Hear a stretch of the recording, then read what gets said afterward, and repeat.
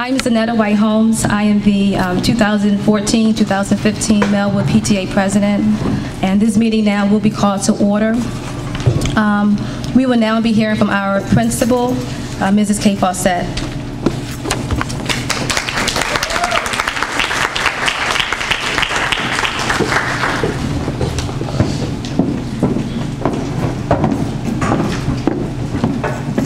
Well, great evening, happy holidays, and we are definitely happy and pleased that you have seized this opportunity to join us on tonight. It is a very, very serious subject matter, as it is dealing with the safety of our staff, our scholars, and our parents, and any community officials and guests and residents of the Melwood Elementary School.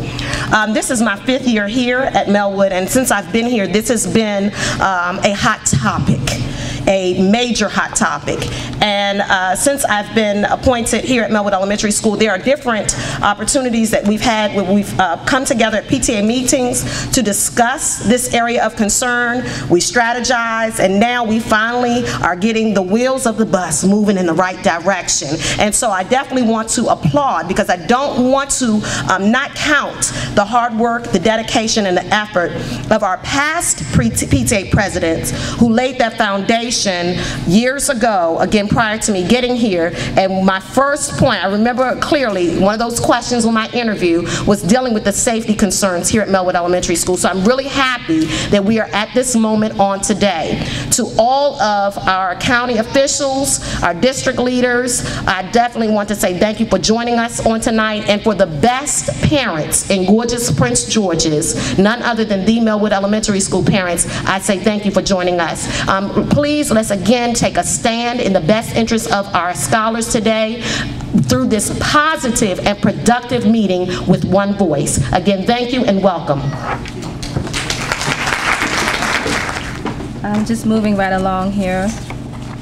I will be reading the purpose of this meeting so we know why we're all here.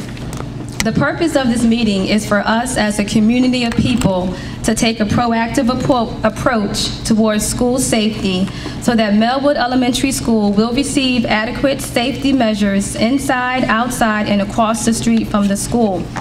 We also want the parking lot during drop-off and pickup times to be easily accessible to all parents and to all students. We will now begin our testimonials. Our first testimony will be coming from Charles Deming. He is a former Melwood PTA president, and he served for 4 years. I have to go up there.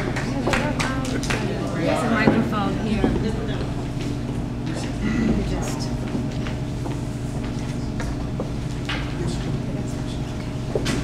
Everybody doing today? It's been quite a few years actually since I've been here now. And it has been an issue from jump. We've always had to take a bit of a different approach to try to deal with our students coming across the street. I remember other principals trying a couple different avenues to get this taken care of. We've had a couple fights of trying to make sure we had our crossing guard when things got a little awry. Nothing major. But it's always something that we've actually had to deal with. We have an issue with our kids, just like days like today. If you've had a child that's in that 6 years old to 10 years old, you know their footing isn't too sure when they're walking through the mud and the grime on rainy days and snowy days. Not necessarily the fact that it's snowing, but you being a little child having to walk across that street, walking through the mud and slipping. I remember we had a pile of clothes in the back to make sure that we had to change a couple kids' clothes after they weren't really presentable afterwards. But it's something that's a small portion of what we have to deal with. The safety portion, having to deal with walking along traffic. You imagine being a 5-year-old, 6 years old, walking along a big dump truck as they come through. I know when I drive by certain dump trucks, when they drive by me, they move my car. My car is 3,500 pounds. Imagine being 60 pounds. That's a big difference. It's a huge difference. And this is something that we need. We've had to deal with parking and people coming through. We have messed up this traffic corridor trying to make sure our kids can come to school. Imagine how much that's going to change when we have the new shopping center gets put in. We know that's going to change. We know there's going to be more traffic. So what are we going to do about that later? We need to do something about it now. We need to make sure we actually address the issues of just straight walking along the sides, parking along the sides, moving our kids back and forth. It's something that I believe that in a lot of other different locations, if we were more of a city-based school, the sidewalk would already be there. The sidewalk would have been there when they had established the school. But in the meantime, you have, I'm not sure the numbers of how many students actually walk in the local area. I'm sure the principal or PTA president can help me out. But just between the ones that actually have to walk, or they live in the local neighborhoods, or the kids who actually, parents drop them off on the side street, the ones that have to come through here. You stop a lot of the traffic, use the security guard or the crosswalk, but it's a little bit more than that. So to me, this should have been a no-brainer. Should have been a no-brainer for almost any school that you actually have a major thoroughfare coming through here. Right now, Woodyard Road will be the major thoroughfare that's going to connect 5 and 4. If it's a major thoroughfare that connects this section, to me, why do we even have to have a conversation if we're going to do this? I think it should naturally already be a given. But that's a little bit of my history. As always, you can ask me anything, anytime, anywhere. But if this is not a given, then I'm truly trying to figure out what are our priorities, that this is not a given that gets done. Trying to be 6 years old, walking along the side of a highway, when the difference that separates you between the car that drives by you is feet. It's not even median. It's maybe 2 feet. That's it. And imagine how scared you would be if you slipped on a rock or a mud, or when we had the last snowstorm, having to actually walk through the snowstorm, how they actually push the snow up to the side. It's great for us. We understand. We walk better. We make sure we put on right shoes. But imagine being 6 years old and trying to do that. Not very easy at that point in time. I know it has scared the living dog crap out of me, being an adult. But that's it for me. Okay, I do appreciate y'all's time. I appreciate everybody who came up here. And I'm hoping we can actually get this done as soon as possible. Thank you very much. Good evening, everyone. As Janetta mentioned, I'm Carmen Williams, a former PTA president and board member for the past 6 years. And I'm really glad that I have the opportunity to speak on this very important matter that has been an ongoing issue for as long as I can remember. And I'm sure that I speak for other Melwood parents when I say that we are so blessed because we have not had anyone to be hurt as a result of us not having sidewalks and decent entryways into our schools. Because I don't know about you, I'm so tired of people reacting after something bad has happened. Although I have witnessed several near misses while dropping my own children off, we have never had to suffer the loss of one of our precious lives. And I can tell you as a PTA representative that it has been a challenge over the years whenever we have had activities with attendance because of parking and the lack of sidewalks in the neighborhood developments which we are forced to park. Unfortunately, our parents and guardians, especially those with special needs, opt out because of the problem in accessing our school. It's very frustrating.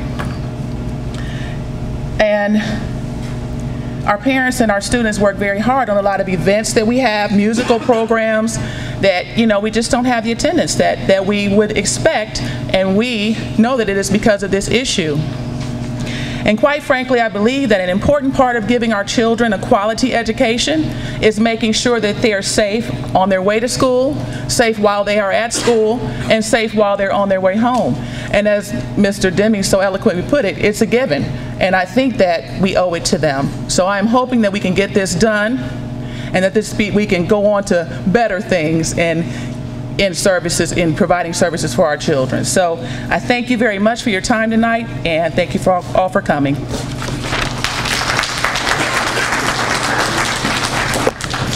Thank you, Carmen.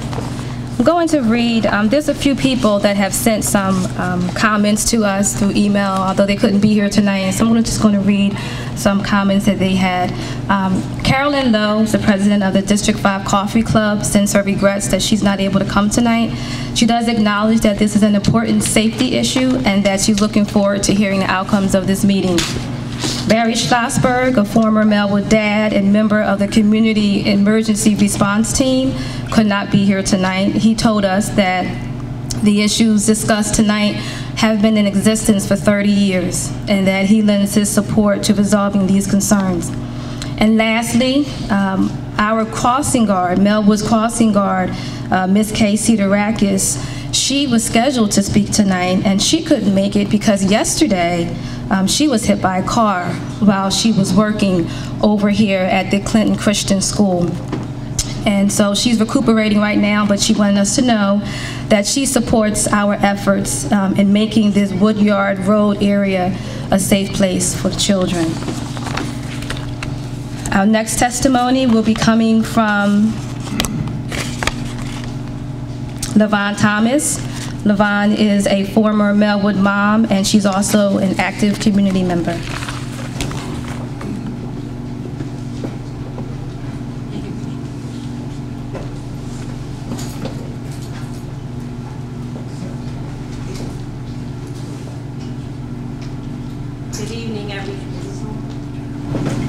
Good evening, everyone. Yes, hi, I'm LaVon Reedy Thomas, and I'm a proud former parent of Melwood, PTA president, and still an active neighbor to the school and staunch supporter of all the wonderful work that's being done here. I want to thank Ms. Fawcett and her staff for their wonderful leadership. Mr. Demings just reminded me of the time when parents were getting parking tickets for being on Woodyard Road. And so we have come a long ways, but we have a long ways to go.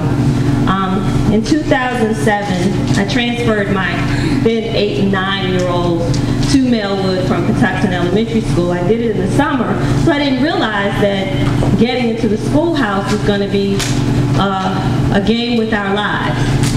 And so because my home was not finished, I had to drive them in for 3 months. So on August the 30th, I got here a little bit late picking them up from school, and a Gazette reporter and photographer were out front, and they said, would you please allow us to take a picture of you and your children walking, because we were told that this is a problem, and the person who called us at the newsroom would not be interviewed. The parents did not want to be photographed. They gave quotes, but they didn't want to be photographed.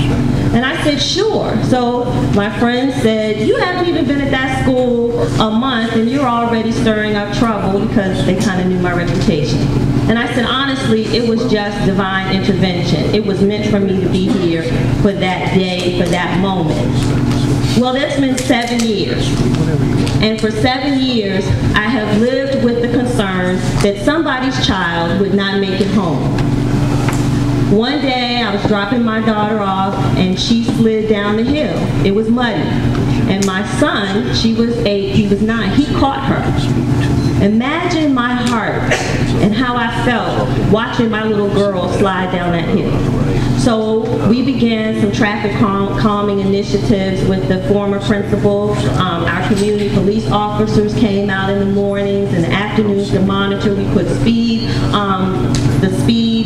machines out here to say you're driving too fast, slow down. And eventually we got the speeding camera and this flashing light. But that really isn't enough. We need more. We need sidewalks. We need our neighbors across the street to not be unhappy with our children and our parents because they're walking on their grass, because they're blocking their driveway just a little bit because they're coming over to participate in school activities. We need children who live across the street to be able to walk to school. Parents actually drive their kids from the communities right here because they don't want them walking in the street to get here. Our socio-culture has changed. We are not the community that we were when Melwood Elementary School was built. And so I think that we have to get to a place where we acknowledge those things and we figure it out. I have quietly made this a conversation point. In full disclosure, the first day of school, I got an email at my work desk from my colleague, from a parent who was upset because she had watched the crossing guard leave 3 small children across the street. Well, she had her next assignment. So another parent said, I got them, I'll take them over. She called the office of the county executive, which is where I work, and she complained. And she said, I found an article from 2007. Why haven't you all done anything about this? She's new to Prince George's County. She's a new parent here in Melwood. Why haven't you done anything about it? This was an article in 2007. And he said, I got just the person for you to speak to. So I got the email, I called her back, and I really want to commend the parent leaders here because this is a moment that we've been waiting for. I like the number 7. 7 is a number of completion. If you're a gambler, I understand 7 can be a good thing.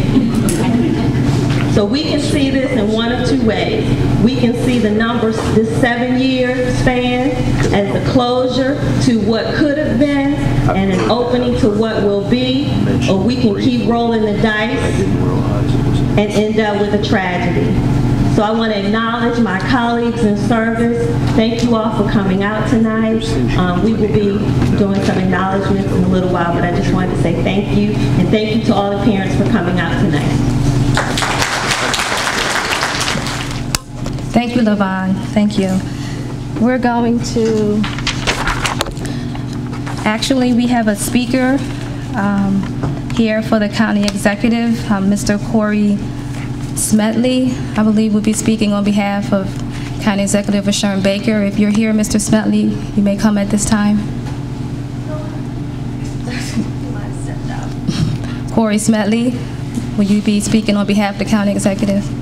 You may come.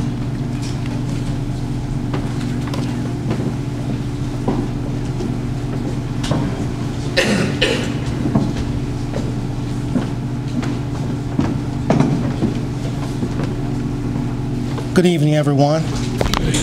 I'm Corey Smedley. The county executive, unfortunately, will not be here tonight, but let me just tell you that for the county executive, the schools, the safety of the kids is the #1 priority. We do have State Highway here that will lay out a plan moving forward to address the concerns we're talking about tonight. I am a firefighter by trade. I have ran plenty of calls on this thoroughfare right here. So I don't have kids to go to school, but I have unfortunately had the opportunity to assist someone in need. And like everyone has said before me, this is an issue that we have to address. We cannot continue to let it go the way it has been going unnoticed. The county executive will ensure that under his purview with his leaders, not only from our law enforcement, from the enforcement piece, but from our partners in public works, as well as the school system, to try to make sure that everything is needed from the support of State Highway is taken care of so that we can see this to fruition so our kids can have a safe travel to and from school. Thank you.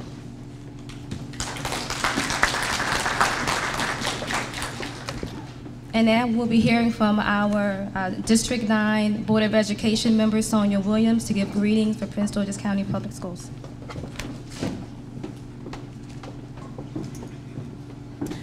Thank you very much. I think this is an awesome event. Having this tonight, for everyone to be here speaking on behalf of the children here at Melwood, I think this is a very amazing event. As your school board member, and when I sit on the board with my other colleagues, our goal is to create safe and supportive schools for our students. And for us to understand and be aware of these issues, that is how we can help you to address them. Since I've been on the board, and since January, I've gotten to know Principal Fawcett, and she's doing an amazing job here.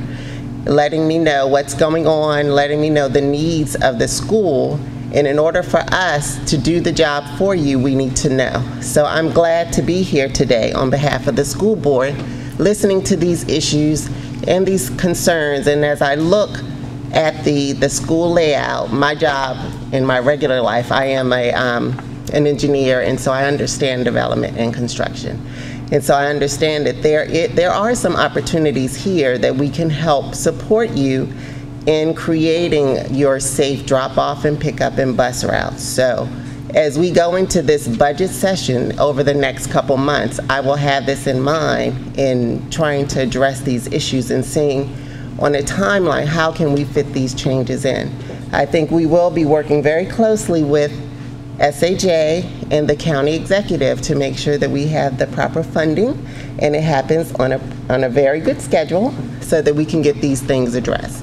But for the things that are here on the school's grounds, like the drop-off, pickup, the routes in which the bus has to take and the parents have to take, and parking, that is something that I will definitely be speaking about as we go through this budget session for this year. So thank you very much.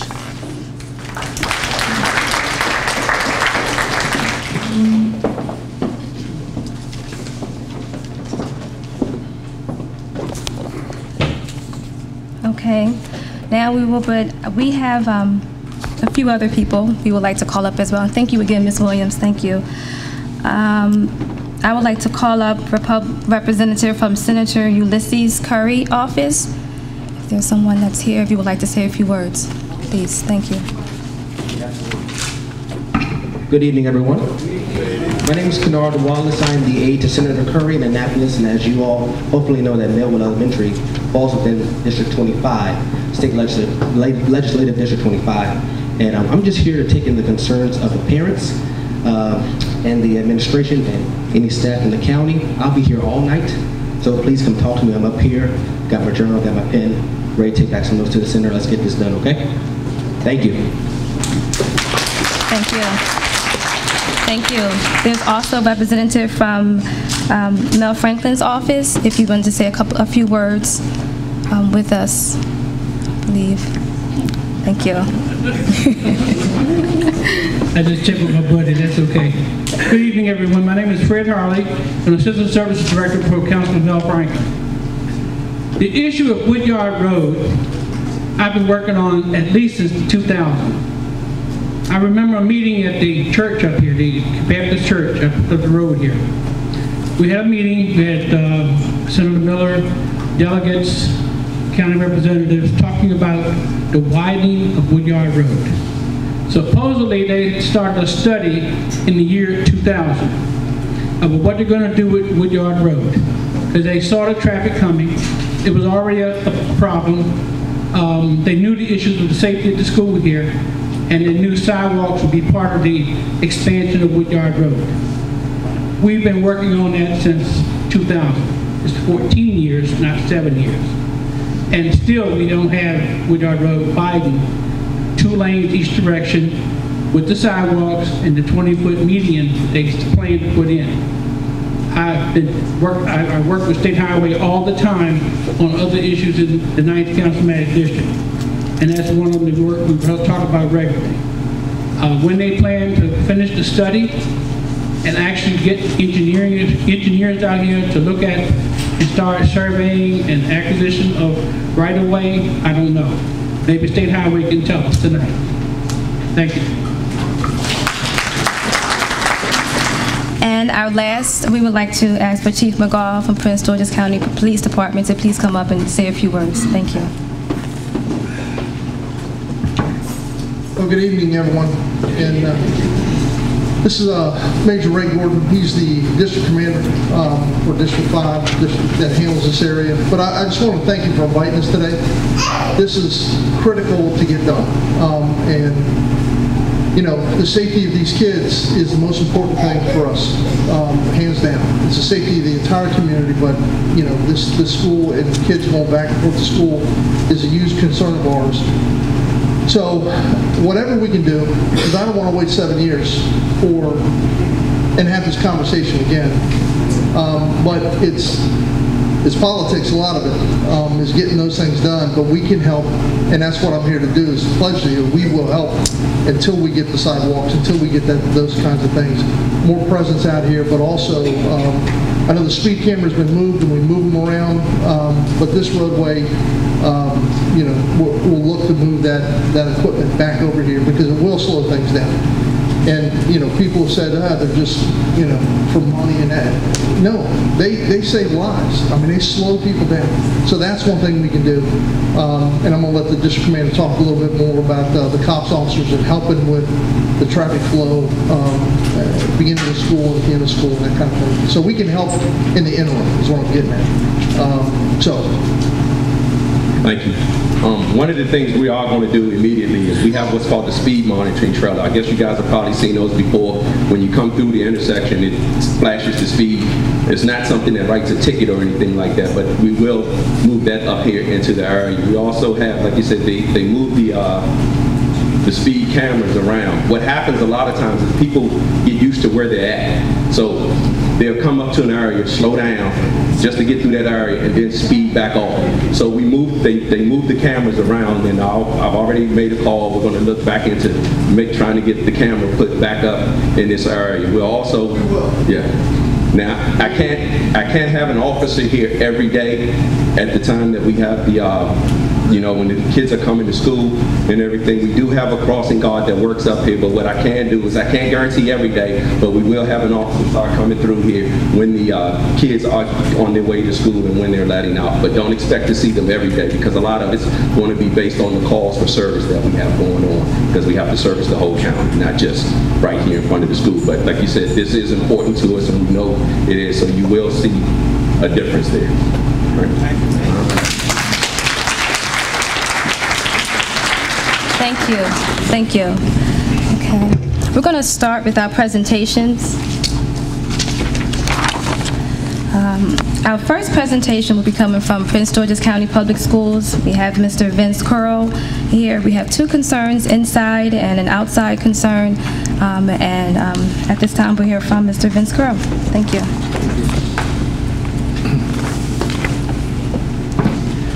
Good evening, Melwood parents. My name is Vince Curl. I'm the safety officer with the school system. Thank you. As I said, I'm the safety officer with the school system. Prior to that, I taught at Suitland High School and some other schools for 25 years. I share your concerns about the safety of the students and staff at Melwood Elementary School. I've been by here many times in my 20 years with dealing with this particular situation. I've seen some improvements. I recall vividly years ago parents parking on both sides of the road and dropping off kids, and I said, boy, that's looking for an accident. So it doesn't seem as bad as it was, but it's still got great room for improvement. And I'm happy to stand here and tell you that I think what I'm hearing from state roads and from others, that those improvements are on the way. We had a meeting with our staff today at Upper Marlboro, and I'm happy to tell you that we have some funding dedicated for this fiscal year to do improvements to the entranceway and parking here at Melwood.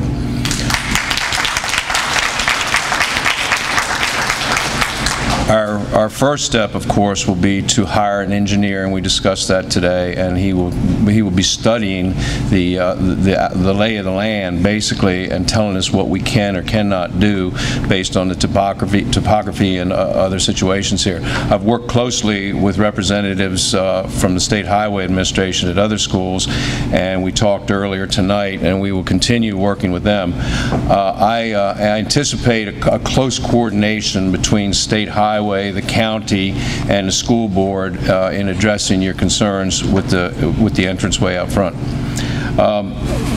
Another issue that we can provide a temporary type of remedy for is the lack of visibility when people enter the building. They're not readily visible to the staff. I will work with Mr. Rex Barrett, who is our Director of Security, to see what we can do with that. Off the top of my head, I'm thinking temporarily until we can change the outlay or the layout. I'm thinking maybe parabolic mirrors to enhance visibility and perhaps cameras that will make it better till we can come up with a more permanent solution, which would require funding and design. So we're aware of the problems here, and I think what I see is more progress has been made in the last few months than I've seen in the last few years, and that's a positive thing.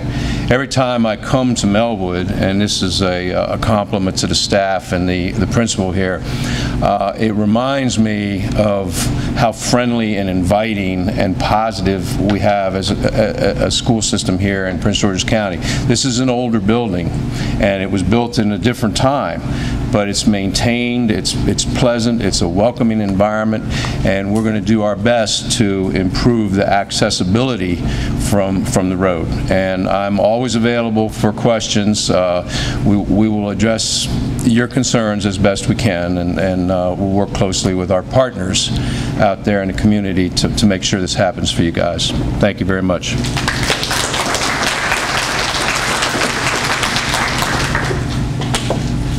Okay, now we will be hearing from SHA, State Highway Administration, talking about the plans for Woodyard Road and sidewalks, and they have a presentation. Thank you.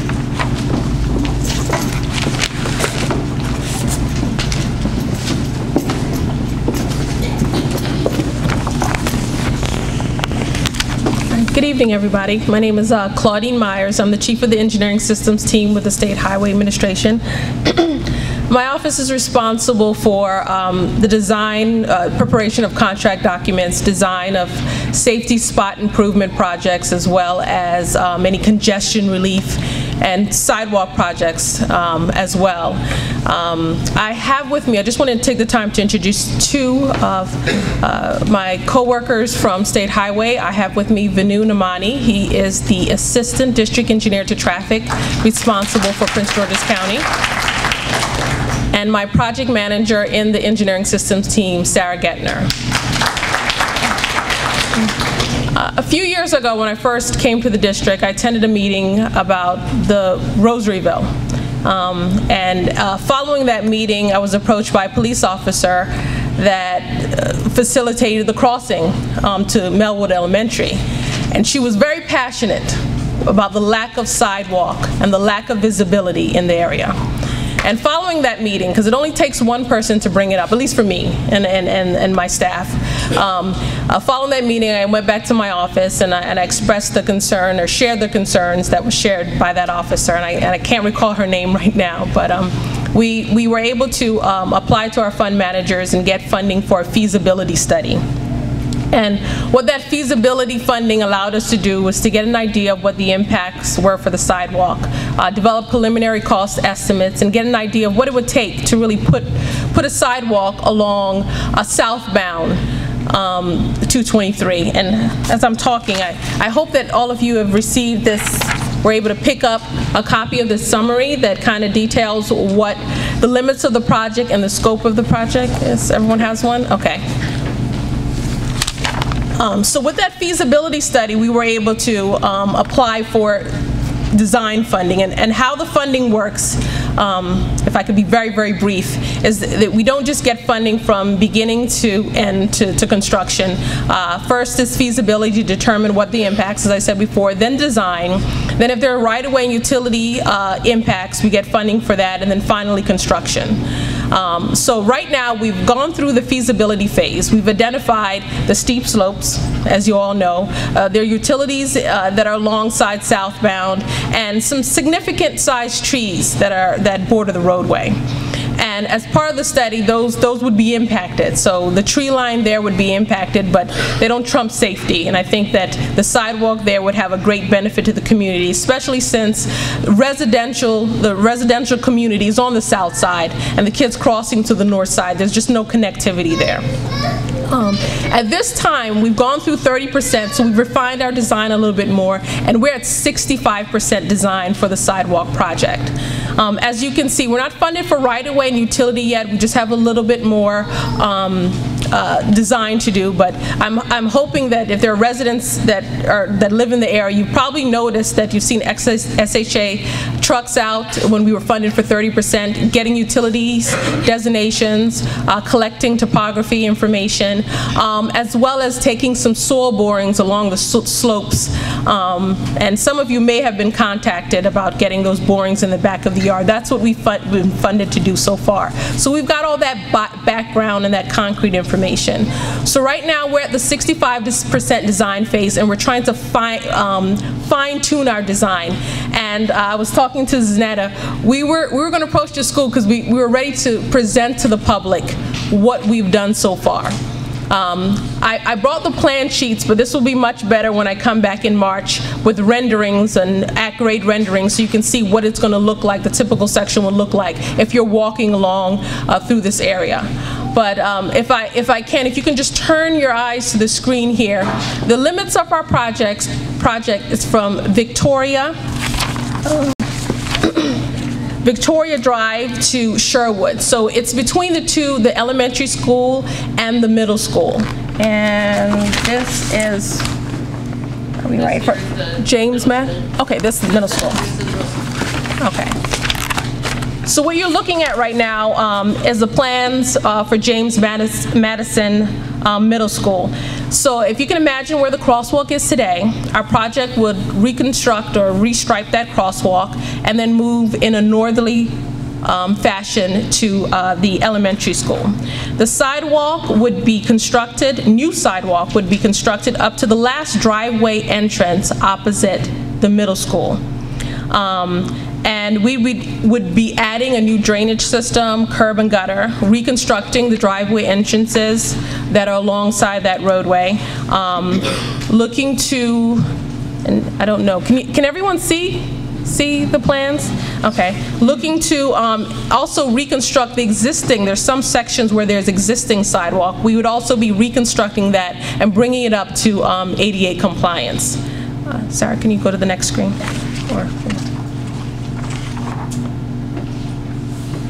This section right here is the approach to Victoria Lane, and this is where the drop-off begins. There will be an area where we're going to be doing significant fill, putting in some stormwater management. Now, I don't want to scare anyone. It's not the ponds. We've found some softer methods to do. It's called erosion sediment control. Well, let's not get into that. But it would be a I get technical sometimes, so I must apologize. But it's not like it's an underground facility that will collect the roadway runoff and help it to absorb into the soil faster. So we're proposing that along the southbound side, and as you can see on the northbound side, reconstructing the sidewalk as well. So those little boxes you see are what the open back inlets, that's what's going to take the roadway drainage. As part of this project too, we're going to be narrowing the shoulders, still providing shoulders, so bike compatible shoulders, so a bike lane through this area. We're going to maintain the existing drop-off area in front of the elementary school and 2 lanes in each direction. This is not the ultimate condition. I know somebody had mentioned, I think it was you, about the future widening. I don't have details about that project. I do apologize. Our office, we address what the immediate concerns. So it may be interim improvement, but it's system preservation. So what's happening now, what needs to be addressed now. The long-term conditions do get addressed, but just not by my office. So I'll have to get back to you on that. Millions of dollars. A lot more millions of dollars. A lot more zeros, yeah. They're just going to add the sidewalk when they have this lot more $1 million and make it a double lane, correct? Yes, they would. But that project is so far out, and the concern is immediate. Yeah. So we've decided to make this project a priority. When we were out here, it was nighttime. It was conditions just like this. It was raining, and when we came back during the daytime, seeing those slopes, I got an appreciation what the kids have to navigate through to get to the schools. So the last portion, Sherwood Drive, and that's opposite the entrance to the elementary school. And as you can see, reconstructing the staircase, the sidewalk, creating a buffer an offset from the roadway to the waiting area for the parents. But now if parents are waiting here, I might want to rethink that. If they're dropping off there, maybe a wider sidewalk would be better. So that's what we're kind of looking for at the public meeting, some input from the parents, from the teachers, because we're coming up with a design, and I know it was without input now, but it's just a starting point. This isn't finalized. We really appreciate and would appreciate any input you have towards the design, any concerns. Maybe we need to extend our limits slightly. Maybe we need to incorporate something else. Maybe something that we're missing, and we're going to really lean on the school and the parents to assist us in that. So that's the end of the project, and I definitely will be back, and I'm hoping that the principal and Zanetta would be able to incorporate this into the PTA, as well as maybe announcements once we can finalize a date, and we'll coordinate that maybe to be consistent with your current meeting so you won't have to come back out on another date. So where are we now? Our next steps, public meeting. As we just finalized some supplementary surveys to additional data collection in the area. We've had a utility meeting. We've met with all the affected utility companies in the area, and we're working to coordinate to avoid relocations. But if we have to, we are willing to incorporate that as part of the funding cost.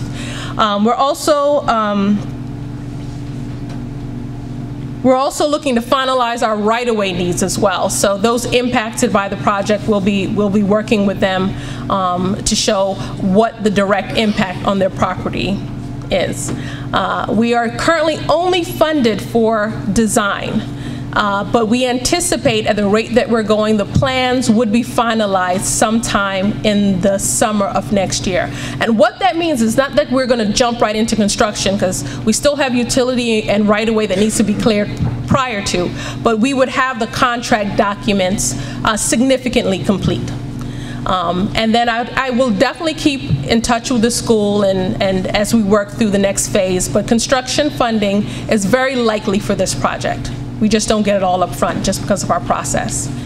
If there's any questions, I'll be available in the rear following the meeting, and I bought a set of plans, larger set of plans. I can write it up. If you own property in the area, if you write your name and your number, I can definitely keep in touch with you and provide you with my contact information if you want to get the schedule. So 220 Road, does that have with Superland Parkway in the roundabout, a roundabout that they're going to utilize? So are we doing it for that reason, to widen the roads, or are we doing it to widen the roads for the schools? Are we doing it to widen the roads so the traffic is not congested when they do the construction back over off Superland Parkway that goes around in West Philly? I'm not too familiar with the larger planning study for the congestion relief, so I'll have to take your information and get back to you. My focus in my office is just the sidewalk, provide that sidewalk connectivity between the two schools and the residential area. But I'll definitely get to, if you provide me with your information, I'll get you in touch with the project manager. Why didn't that sidewalk, we want this to fit the traffic? It will not. So this was just the putting in a sidewalk? It's a safety spot improvement. You can help us. Just one quick question. I know a parent in the room also had the same question. As it relates to the speed cameras and SHA, to help minimize, I guess, the cost, is it of such that we can also begin to consider speed bumps in front of both schools? Because I think that will help to slow down the traffic as well when you have to move those cameras around.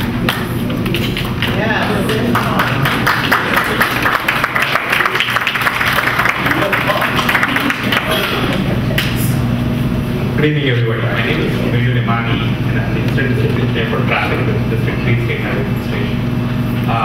As a policy on state roadways, we don't install speed bumps, but as Chief McGon has alluded to, speed cameras are an excellent tool that we have used very effectively in the past in this area to control speeds of traffic. We have, I believe, an approved permit for installing the speed cameras out here, and sure the police department would move one of those cameras to control speed, and it's an excellent way of controlling speeds on state roads. I think the question though is that the reality is, you know, as it was clearly indicated, folks become immune and they know that the cameras are there. They slow down just so that they don't get a ticket, but people are going to be more conscious because they're not going to want to cause damage to their cars by flying over those speed bumps. And it's just going to force them down to slow down. And it seems like it's more of a permanent fix when we know the speed cameras are just a temporary fix. I don't want to minimize the support that's there, but we also have to think long term as well. And some people don't care about the tickets either. I mean, it's just real talk as well. Yeah, I mean, we can get in our design, we can kind of take a look at narrow lanes as means to calm traffic. We can have some additional signs as they're approaching this particular area so that they follow the speed limits. But definitely, any speed cameras that they will have good impact on the speeds that are the vehicles that are traveling along the road. Is it possible to expand, I noticed on your diagram it only goes to Sherwood Drive. Is it possible to extend the sidewalks down as far as Perrywood? Because then the kids who live in those housing areas, in that housing area, will be able to come out Perrywood and then walk down. Is it possible? Yes, Perrywood Road. No, it's Perrywood. Okay, Perrywood.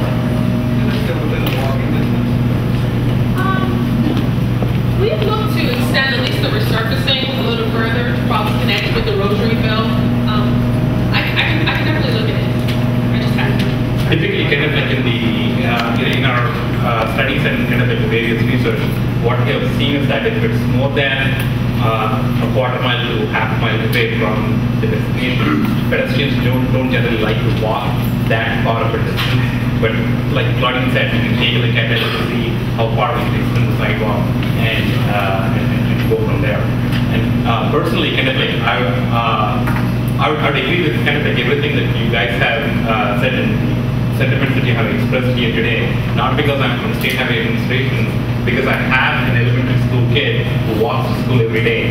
And I think on behalf of State Highway Administration, we need to see what additional measures we can come up with to improve safety of this roadway and how fast we can deliver this particular project. But as Claudine has alluded to, there are some challenges, there are some engineering challenges that we need to cross with slopes, with utilities, with right-of-way, and so on. We need to cross our T's and dot our I's before we can deliver the project. I'm sure Claudine and her staff are going to work very hard in getting that and making this project a reality, which is very, very important, critical piece for your business.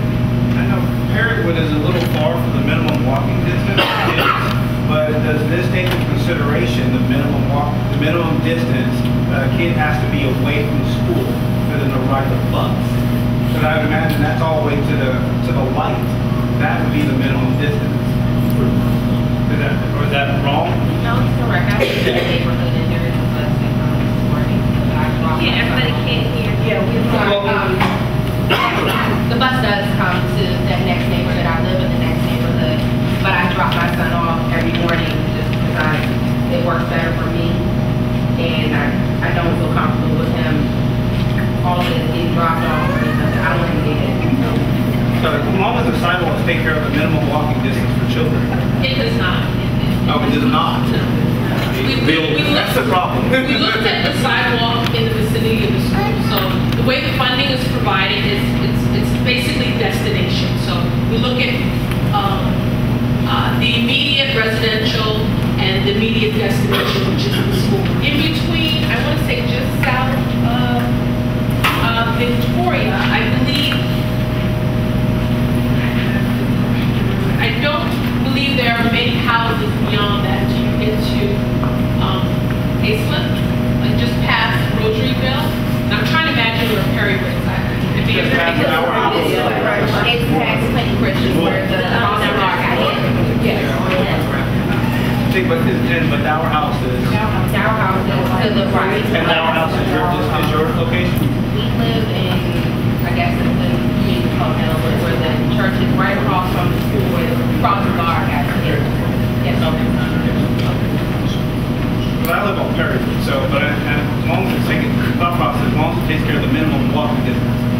parents will still be stuck if their kids are still required to walk to school and there's no sidewalk.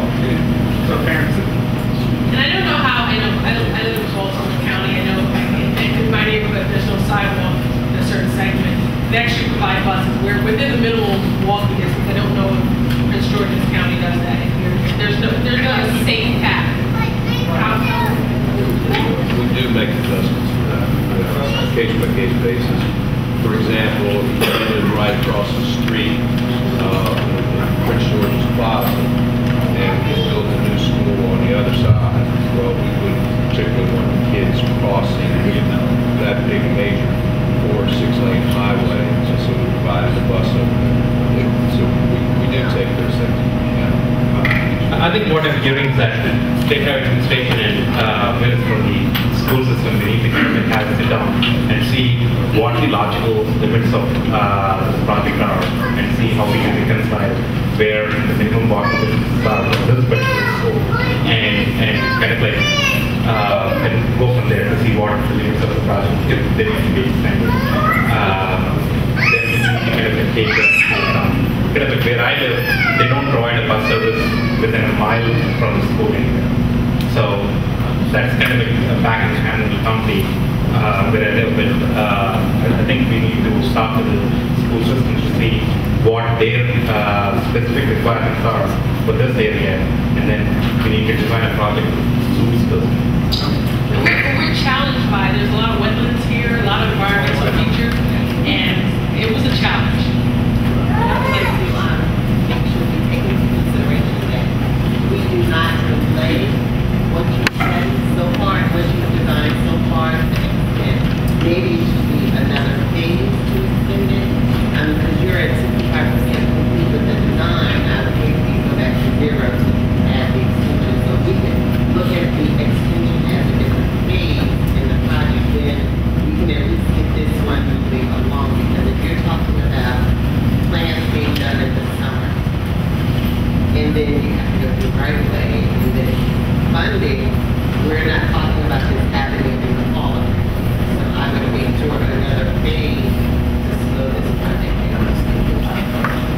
That's an excellent point. And we could look at feasibility as part of the current design, right? It could fit in again.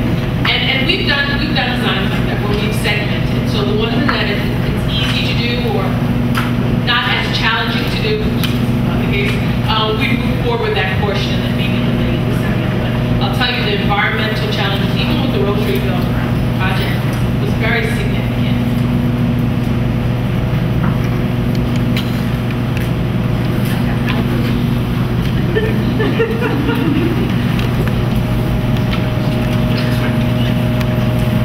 I don't know if anyone's ever brought up usually maybe the little signs that say children in crosswalk that flashes for pedestrians present, you know how it's like overhead and it just flashes to let you know someone's in the crosswalk.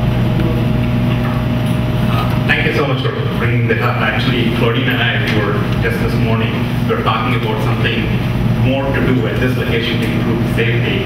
One of the things what we call in our technical terms is hazard identification flashes or flashing beacons is what we call. Those are something that we are looking to have installed as part of this project at this crosswalk, so that the crossing guard can actually press the button and the flashes are going to come on and they say, watch for pedestrians in the crosswalk, or we need to kind of, I need to figure out what the appropriate message is going to be. But that's definitely something that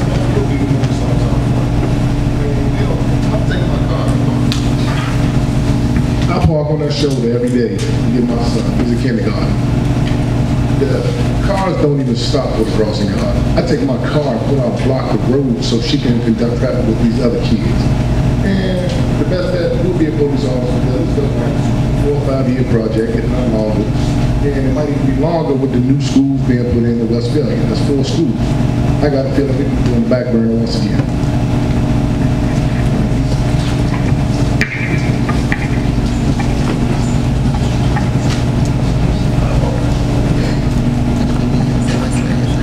Hello. last year, I actually would drop my son off across from the school by the crossing guard and had to get out of my car to help the crossing guard because she fell on the ice and couldn't get up. So that's another issue as far as, you know, is anyone icing the sidewalk? Are they going to ice the sidewalks? And what about the current state now? So that's another thing that I'd like to be addressed. I'm not sure of the ordinance in the area. I don't know if there's anyone here from Prince George's County, but normally it's the adjacent.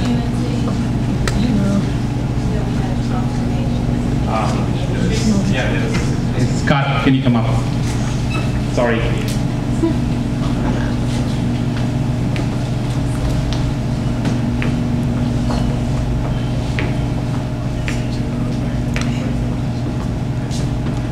Good evening. My name is Scott James. I am a traffic engineer with the Department of Public Works and Transportation, Prince George's County. And I am here, as has been spoken before, in support of this project on behalf of the department.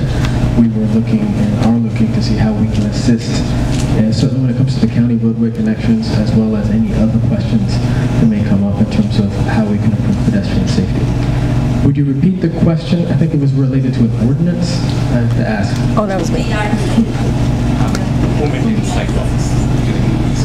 Okay, for county maintained roadways, we do not clear the sidewalks as a part of our routine snow removal process. We are more concerned with the travel lanes. So in terms of de-icing the sidewalks, the residents are responsible for clearing their own walkways from their front door, the lead walk, to the sidewalk, and actually the ordinance does obligate the property owner to clear the sidewalk in front of their home. I will reiterate our priority is the roadway, not the sidewalks. So in the event that we don't have sidewalks or de-ices, like you said, the crosswalk fell in the street. There is no sidewalk for the property owner to clear. Understood. So you're asking within the roadway itself? Well, that is a part of the road clearance. So for a county road, we would plow and salt as best we can. If you can imagine, for the wider facilities, we will start from the middle lanes and work our way toward the curb.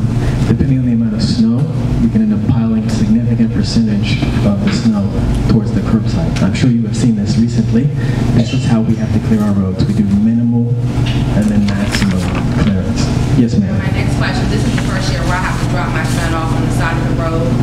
When it snows and when you push all the snow up against the sidewalk, how will my 6-year-old get up the steps? Because we're not allowed to drive into the parking lot to drop our children off. How does my 6-year-old get up the steps when there's snow piled or pushed up? We do that. Usually the school facilities, they clear the sidewalks around the school. Yeah. I should be clear. If we're speaking about a state facility, I'm talking about the capacity of this school. I understand. When you push the snow on both sides of the road to clear for the traffic, and there's now snow blocking the stairway. Did you see our stairway coming in? I did, but I will beg the question. When we clear roads, and please understand, we are plowing the snow to the side of the road, and I recognize that many locations, the snow will be pushed into the pedestrian path. We have this problem everywhere we clear the snow. If it's a small amount of snow, it melts or it can be shoveled individually. If it's a large amount of snow, we get the piles, and we do have these concerns. With respect to clearing access to the school grounds, that is the jurisdiction of the school board.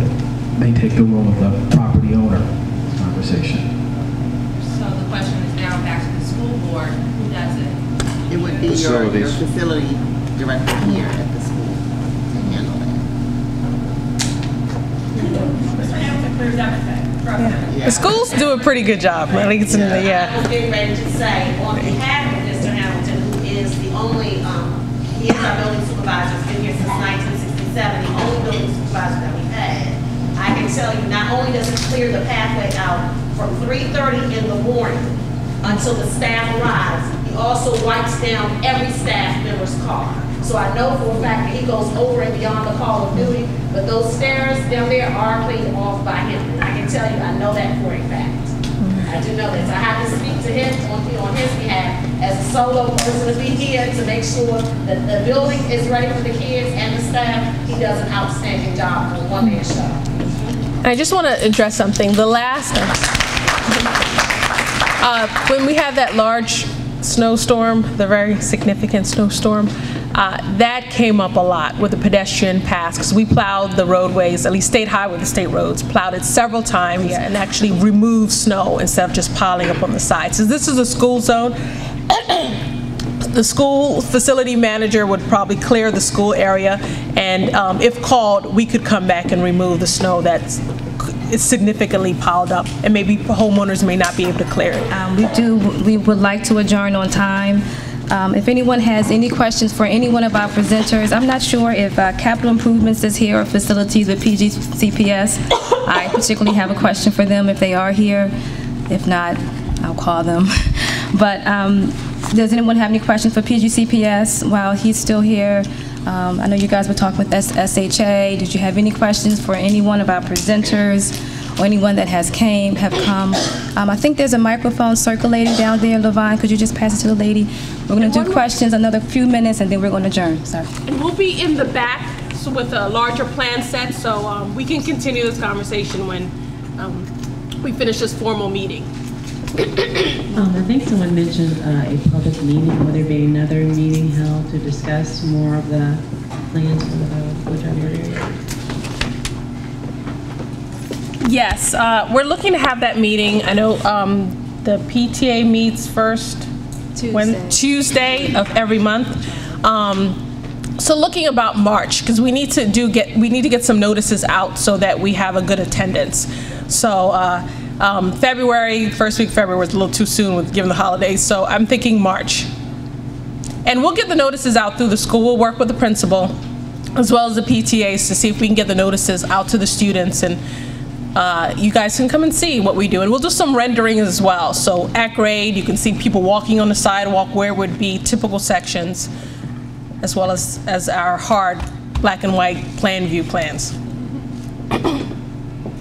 Did anyone else have a question? I'm going to put on my county hat now, per my colleague's request. So Prince George's County has what's called County Click and 311. County Click is a 24-hour online service where you can put in any concern, question, complaint, need that you may have. You just type in County Click, Prince George's County, and it'll come up. The other thing is from 7 a.m. to 7 p.m. you can call 311 and get a live voice and do the same thing. They'll give you a service number, and then you can track the progress of your concern. I just want to thank everyone for coming out tonight. The one thing that I would like to propose as a next step, we have a safety and security committee that the PTA has set up. And maybe during the next few weeks, not before the holidays, but in the new year, we can have a small group meeting with all of the stakeholder leaders so that we can get a better understanding from a layman's perspective about the progress and the process. Because the parents rely on their folk to tell them what to do, and we want to be sure that we understand. I'm concerned that I haven't heard that Prince George's County Public Schools and SHA have had a conversation in the development of the sidewalk plan. And the gentleman mentioned changing the access to the parking lot. I heard Ms. Williams' concern about time, but one of the things that I noticed was that James Madison got a front entrance overhaul. I don't know if that was part of the monies for the Rosaryville Fort improvement, and that was the phase. They were just included in that phase, but they had a lane added so that parents can park and the buses are not a problem. And so one of the things I suggested was that we have an access lane to accommodate with Melwood's parents that's separated from Woodyard Road. And that might address the 6-year-old getting out the car, the snow. We can have better control of cleaning that area and not be as impacted by what's happening with the state. And then it gets us off the road and gives us a more, you know, secure way of offloading our students and not being in the way of the bus. So if we can have SHA and the school system to look at that as a possibility before we get into the 35% that's left, I think that might address some of our long-term concerns. Is there another one? As we're about to adjourn, is there anyone else that have a question or a comment? Okay. Okay. I'm sorry, Ms. Fawcett wanted me to say that Mattapanai is a good example. Mattapanai Elementary School is a good example of an off-road from a major road or a throughway, as an example.